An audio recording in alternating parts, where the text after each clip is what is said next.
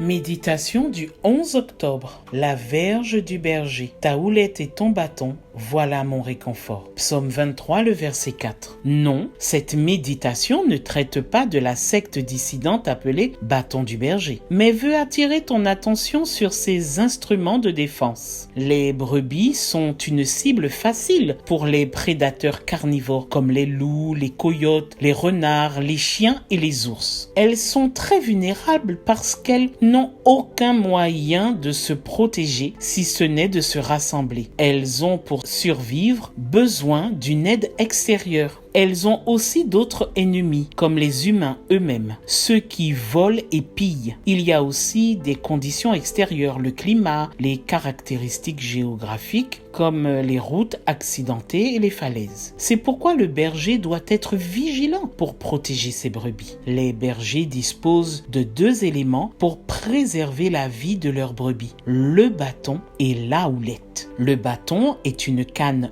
dure qui mesure environ 60 cm et 1 mètre. Quand David a écrit le psaume 23, il se souvenait probablement du temps où il avait lui-même utilisé ce bâton. Dans 1 Samuel 17, il raconte à Saül comment il tuait les lions et les ours pour protéger les brebis. Ce bâton était une arme défensive. Avec lui, il pouvait tenir à distance les animaux dangereux et même les bandits. Mais c'était en même temps un instrument de direction pour montrer la voie à suivre ou pour faire barrière. Il y avait aussi la fonction de discipliner. Le berger était en effet parfois obligé de l'utiliser pour châtier les brebis. L'action disciplinaire du berger peut sembler cruelle, mais elle est nécessaire. Il est également une houlette. Son utilisation est différente. Elle mesure environ 2,5 mètres de long et son extrémité forme une courbe. De nombreux sentiers de Palestine se trouvaient le long